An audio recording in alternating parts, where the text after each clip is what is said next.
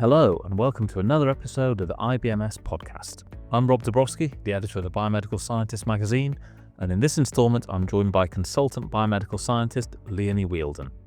We cover a range of topics, from a groundbreaking new fine needle aspiration study to how geography and infrastructure can impact on service provision, and much, much more. I hope you enjoy the episode. Today, I'm joined by Leonie Wheeldon, a consultant biomedical scientist working in Diagnostic Cytopathology at Royal Cornwall Hospital's NHS Trust. Good morning, Leonie. Good morning. Thank you so much for taking the time to chat with us today. We're going to be talking through a few different subjects, but to start off, can you just give us kind of a bit of your background, how you got into the profession? Yep. So I'm a consultant biomedical scientist. You already said, working in diagnostic cytopathology at the Royal Cornwall Hospital. I started in cytology back in 2005, which feels like a long time ago now. And I was at Queen Mary's in Sidcup in Kent because I went to university at University of Kent in Canterbury, and had that sort of startling realization that once I'd got my degree that I actually had to grow up and get a job. So the wonderful people at Queen Mary's Hospital in the cytology department took me on as a rookie with very, very little knowledge of cytology. And I'm so glad they did, because actually it was one of these professions that I actually fell into, but it soon became an absolute passion of mine. And I've been extremely fortunate to come home back to Cornwall in 2010. I became a senior biomedical scientist, but experiencing both cervical cytology screening and more recently diagnostic cytology. So yeah, I feel very fortunate that I get to do a job every day that I thoroughly enjoy and find incredibly rewarding. Brilliant. And what does your current role entail, Leonie? What are your kind of day-to-day responsibilities? Yeah, so I run the cytology lab here, so I'm involved in sort of the day-to-day lab management side of things. We have a lot of rapid on-site evaluation clinics, so I think we did a previous podcast all about that, and I do a lot of reporting. So I report diagnostic cytology samples as a consultant pathologist would in the department, and we also have research projects ongoing, which I'm always keen and eager to get my hands on, get engrossed in. Nice. And you said that when you kind of entered cytology, it kind of quickly became a passion of yours. What is it that you like so much about the discipline? I think it's a discipline that really makes a clinically significant and valued input if it's used in the right ways and the right applications. My role, I get to, yes, hide away from when the hospital gets really, really intense. I can go back to the lab and seek comfort looking down the microscope, making, clever diagnosis.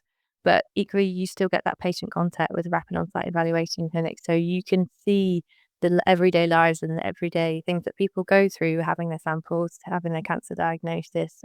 And that makes it more meaningful and more valuable when you're looking at those cells back in the lab, and the specimens have actually come from someone and they have a huge impact on their everyday life. It's quite a rare thing in biomedical science to have that kind of patient-facing element. Yes. You have to kind of develop a different skill set in order to be able to do that, or because you're clearly quite a personable person anyway, was it something that kind of came quite naturally to you? Yeah, for me, like you said, when I was in school, I always got told off for being a sociable member of the class. I think that means talk too much. But, for a lot of people who work in laboratories, yeah, it is a very foreign thing to be stepping out into that clinical environment. And it is a little bit unpredictable, but I quite enjoy that. I quite like that, working collaboratively with all of the other clinical teams and actually putting the lab in the forefront, being the interface between the clinical team and the laboratory, so that we're not a removed service. We are actually an integral part of the whole hospital and all of the clinical pathways that run through it. Do you think that patient-facing element is something that could be brought into other disciplines of biomedical science, or is it something that's quite niche to a few areas like cytopathology?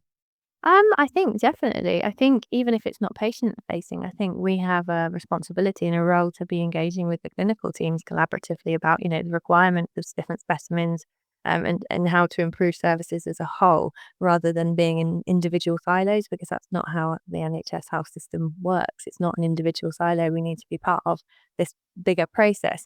And there are other areas in pathology, such as, point of care testing, in clinical chemistry and blood sciences, where, those roles have evolved to become more patient facing and engaging with the outside world, who, so to speak. Brilliant. And I know you've talked about this before and you're probably sick of talking about it, but you were the Biomedical Scientist of the Year. I think the same year you were also on the Pathologist's Power List with, I think David Wells was on there as well. What work did you do to get on that list and get, the #1 biomedical scientist of the year? It's really funny because I don't see it as work because I enjoy it, which might sound really cringeworthy or a bit annoying to people who kind of think, oh gosh, so such a cliche. But actually, I think it's just been a long run of just being passionate and constantly wanting to develop people within the services, develop the services as a whole, work collaboratively with clinicians, build on the rapid on-site evaluation services that we have here. So, for example, in 2010, we were seeing about 10 patients a week in specific areas dealing with lung cancers.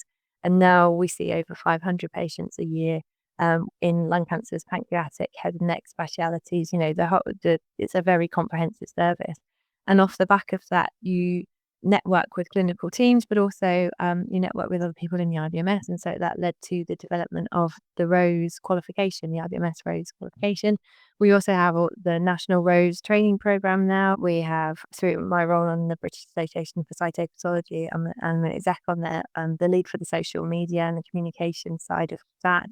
So there's been multiple little pies that I've had my fingers in over the years, just through wanting to strive to show people how powerful cytology can be if it's used in the right way, and the impacts that it makes, and also not just the benefits to patient care and treatment outcomes, but financially.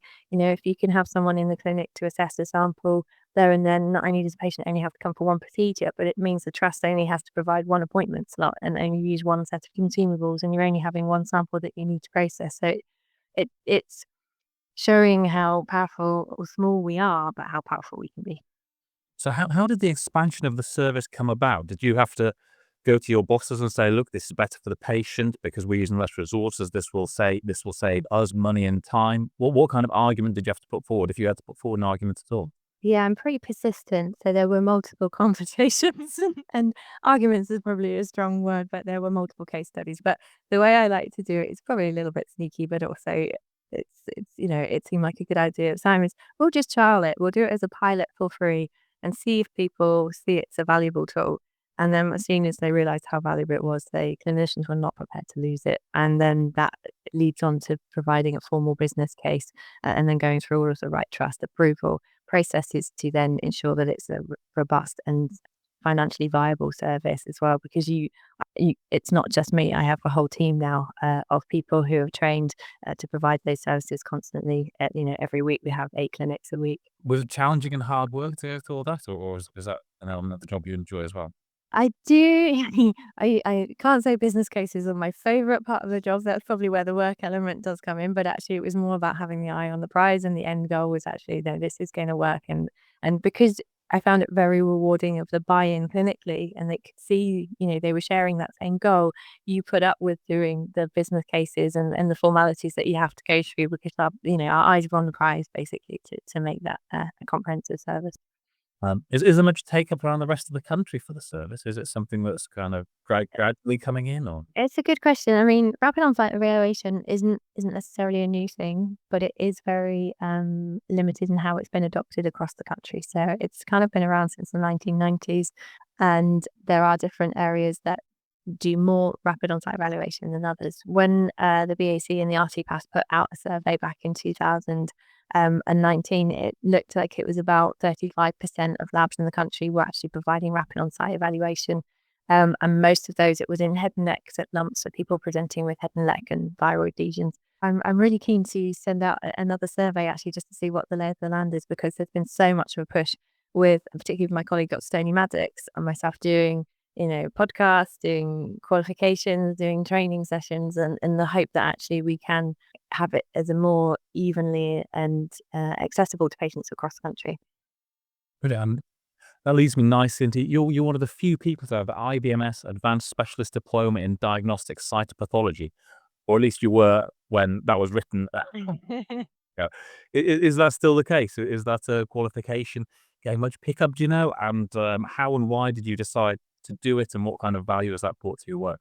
Yeah, I think anyone in my situation who's passionate about cytology wants to be able to do the most they can from their role. And, by doing these expert qualifications enables you to do that, enables you to work at the highest standard. And it's hard work to get there, definitely. But actually, it's a very rewarding place to be. And I think they're recognized titles, and particularly in my trust, where I've been fortunate through the rapid on-site evaluation clinics to work with colleagues collaboratively. They can see your input is valued, and then you need the qualifications and that support to back it up to then put you in a position where you can do that on a daily basis.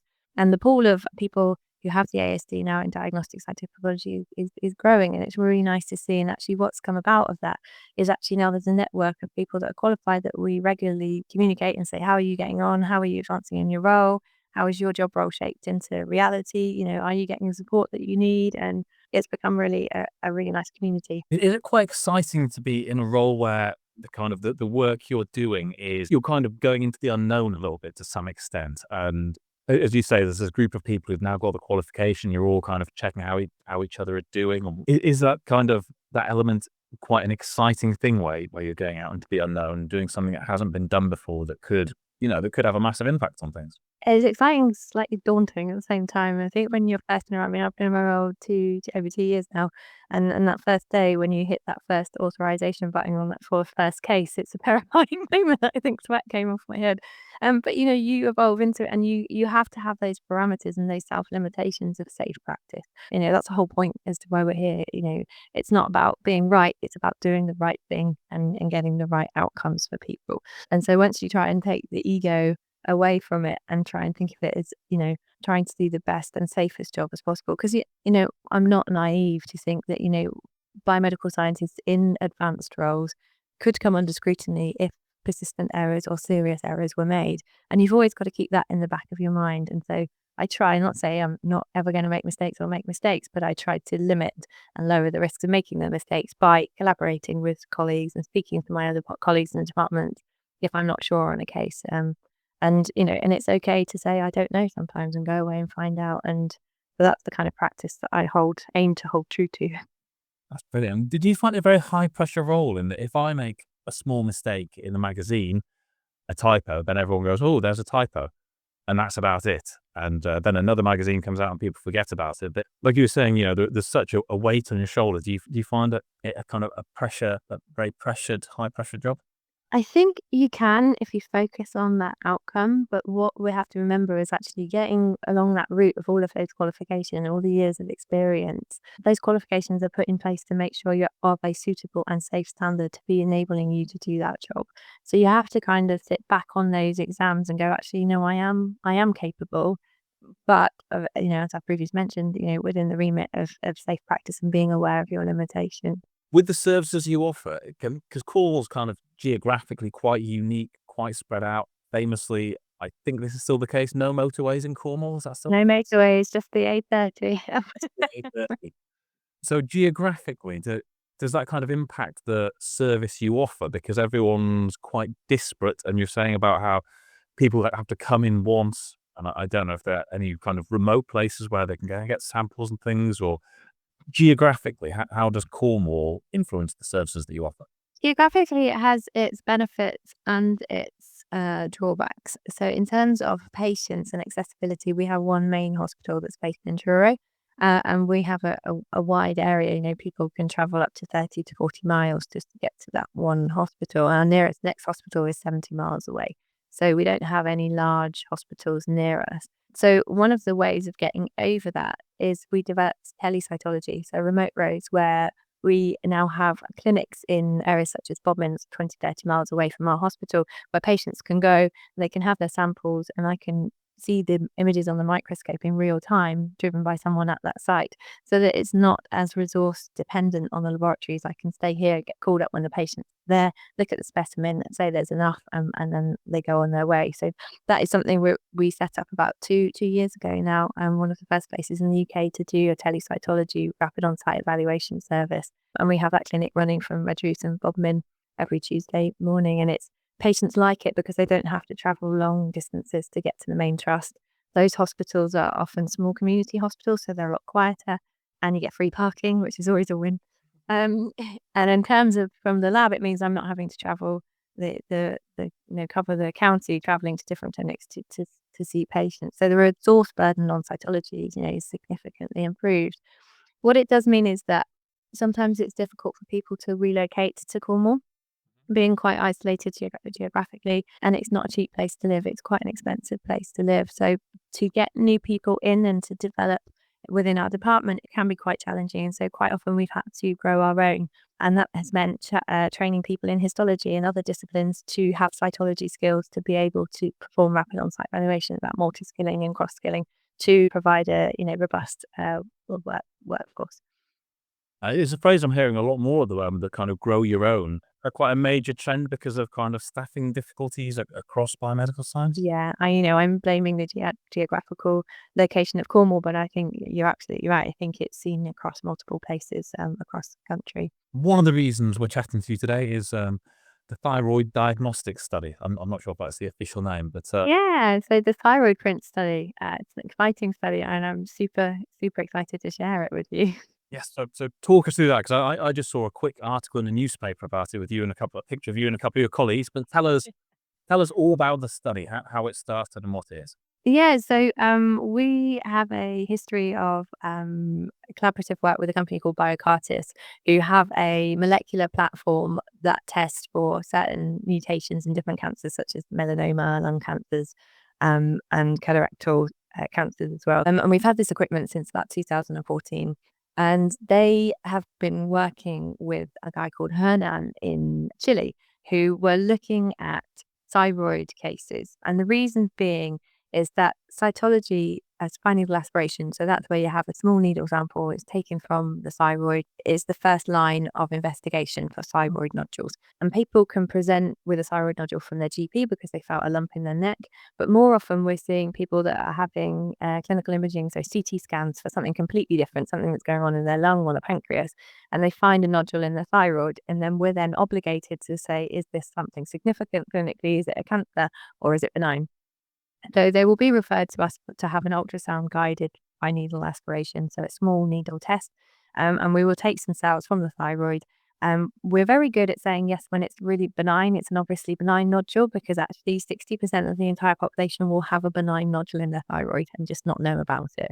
So we're in the domain of almost oversampling, because we're finding these incidental nodules which people may not have even ever known that they've had. So we're very good, as I said, when it's benign, and when it's cancer, we look at the cells and we say, yes, they're definitely cancerous. We can make that diagnosis for that particular cancer. But there's this cohort in the middle, which we call like the gray zone, which is indeterminate. And looking at the cells by themselves, we cannot tell if it's going to be benign or if it's going to be malignant.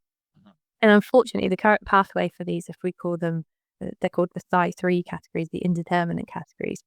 The current pathway is to have half or all of their thyroids taken out to get the diagnosis. And the reason being is you have to look at the lesion in the whole part of that tissue structure to see, has it spread outside of the thyroid, which means, is it cancerous or not, or is it retained within the thyroid? And unfortunately, the only way of knowing that is having quite significant surgery.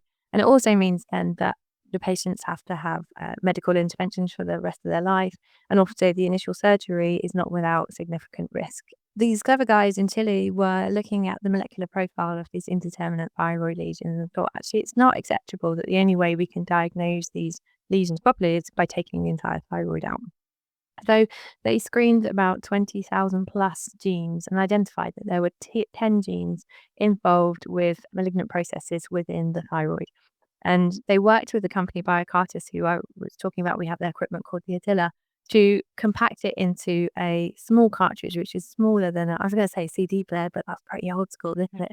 What's a modern reference? Big mobile phone. A big mobile phone, yeah, an iPhone Pro Max maybe. It's a tiny cartridge, and basically it's a whole PCR laboratory all in a cartridge, and you put it into the console, which is almost like an iPad, and 3 hours later it gives you a result of the molecular profile, and it says whether it's low risk or high risk. And what this means is that any site can have this, in-house to do this testing on the cytology FNA sample. You'll get the molecular profile. You'll say whether it's low risk or high risk. And if it's low risk, you do not need to go to have surgery. If it's high risk, then obviously you'll go to have surgery. But actually 75% of those indeterminate nodules will be benign. So 75% of people are currently having unnecessary surgery that fall into that cohort group. So what we're looking at is the thyroid print study. I like to do things collaboratively and try not to be pushed out and remote down in Cornwall. So I'm the chief investigations officer for a study that's across the UK, which is the thyroid print study. And we have 8 sites. Another site is keen to join us as well. So we've got like Guy's and Tommy's, we've got Southampton, Exeter, Gloucester, Lancaster, Manchester. It's a proper UK-based study, and it's a really nice collaborative group of people that have all come together from cytology, from surgeons, biomedical scientists, radiologists, all coming together because they recognise that actually the current pathway for treating these indeterminate thyroid nodules is not appropriate. So if we can all process these samples using the thyroid brain test cartridge and then compare them with the surgical specimen, a few years from now, we could have a test that's implemented in the UK to prevent thousands of people having unnecessary thyroid surgery. It's incredible. And those people who have had it has not been necessary, when they need kind of constant medical intervention for the rest of their lives, what are you avoiding by saying to them, this is low risk, you don't need to have surgery?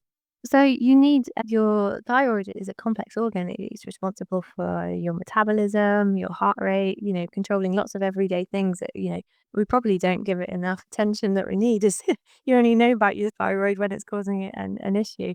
And so all of those things need to be regulated through medication. And it's not, I'm no expert in this area, but, it's not a quick fix. You have to have your medications reviewed every 3 to 4 months.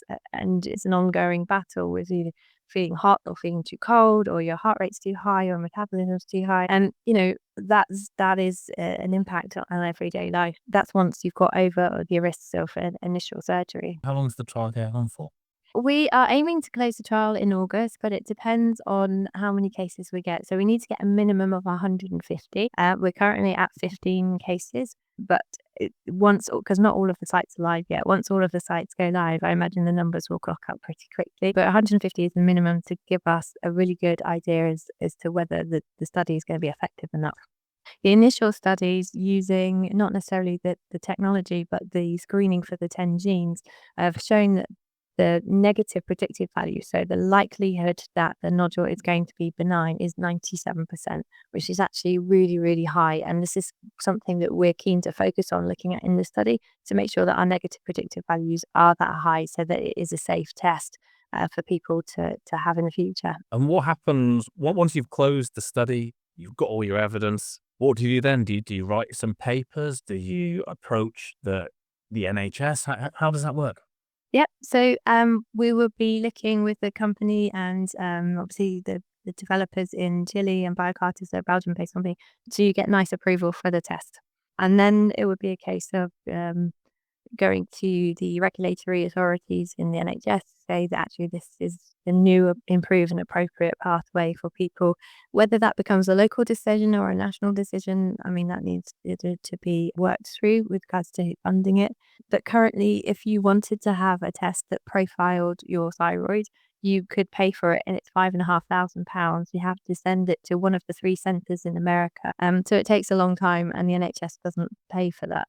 What we would like to show is actually this test isn't going to be as expensive, and it will be cheaper than the cost of a hemithyroidectomy or a surgical excision. So to the NHS, then it becomes a no-brainer. Is actually you would do this test because it's cheaper, one, than surgery, but also it saves on all of your surgical backlogs, waiting list and theatre time and everything else. So the future isn't entirely clear, but we will get the results first. And once we know we've got really solid results, then we will be presenting it hopefully to the highest level to roll it out as the new thyroid pathway in the UK.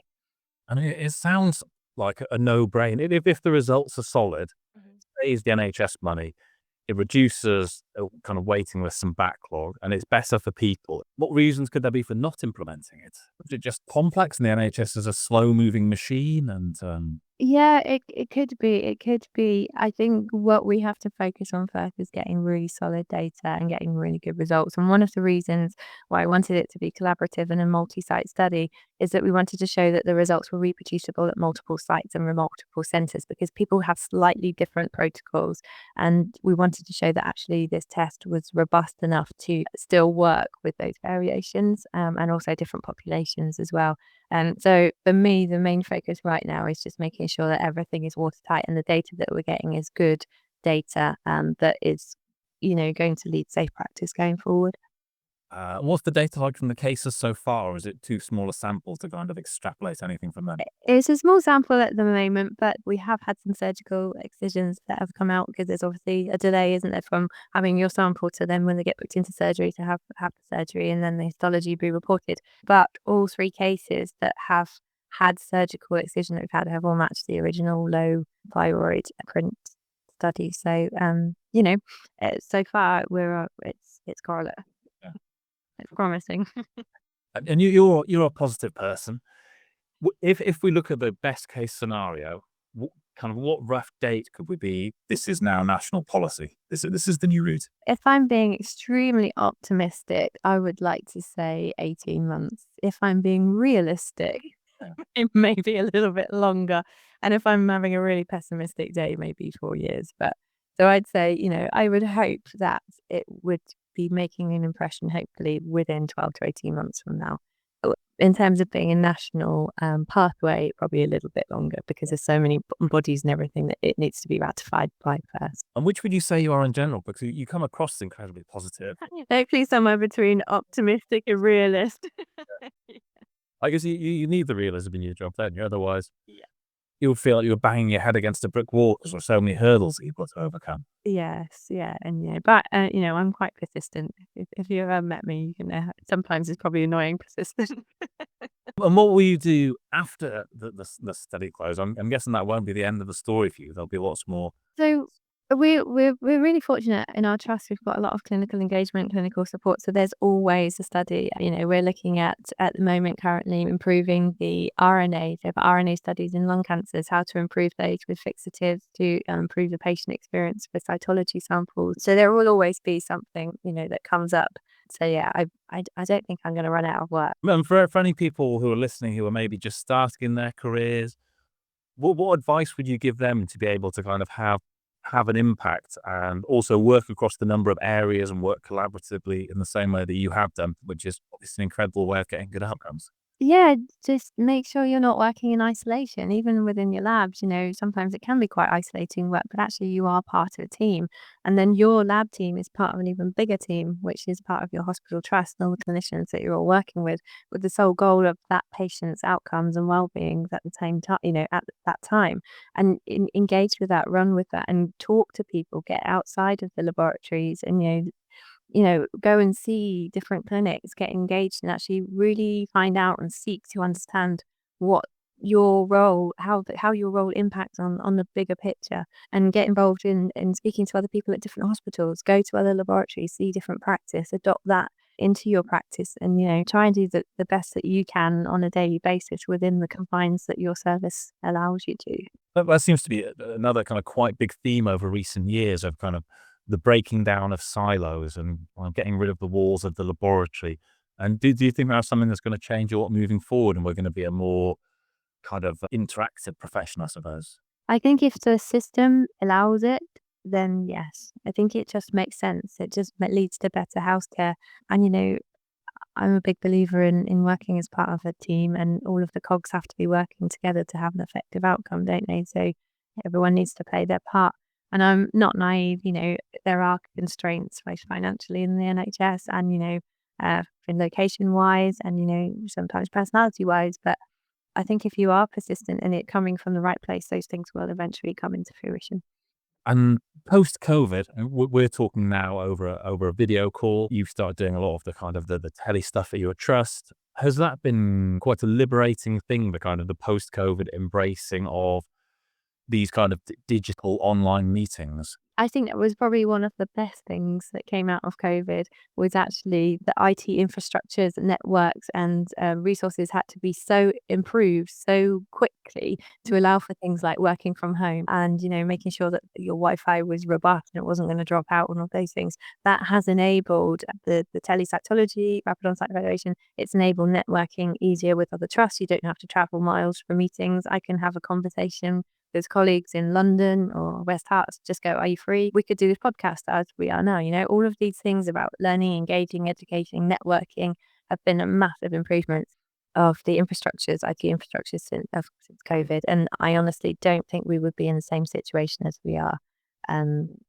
today if I know it's sad to say it because it was an awful and very challenging, incredibly difficult time. And I hope we never have to go through anything like that again. But, to bring out the optimist, as we were talking about before, that this was one of the benefits that came from it. And we're speaking on the 27th of March. And I think pretty much to the day, I think it was this week, give or take, that 5 years ago, Boris Johnson, said, we're all off into lockdown. Have you got any thoughts on how fast kind of things changed and how when governments, when the NHS, when bodies need to change? Yeah. And, if you look at the vaccines as well, the incredible speed at which stuff happened. Yeah.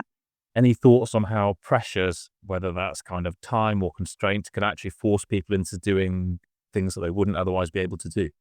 I think it did. I think a lot of things did happen because it was an absolute state of emergency. Whether the things changing at that speed was sustainable, and I think that's the issue that we're seeing now, is actually the fallout from all of that, really valuable work that was needed at that time, is that actually long term it's not sustainable. And if you're prioritizing certain areas, other areas fall back. And it's getting that balance of doing things better and more efficiently to improve the service as a whole for the long run, rather than just reacting to a circumstance or an emergency situation. I'm not criticizing that process because that's how it was at that time. But in terms of going forward for the future, it's about looking at improvements to whole pathways and improving that for the long term, making services robust and benefiting as many people as possible. Brilliant. Leonie, that seems like the perfect note to leave it on. Thank you so much for having me.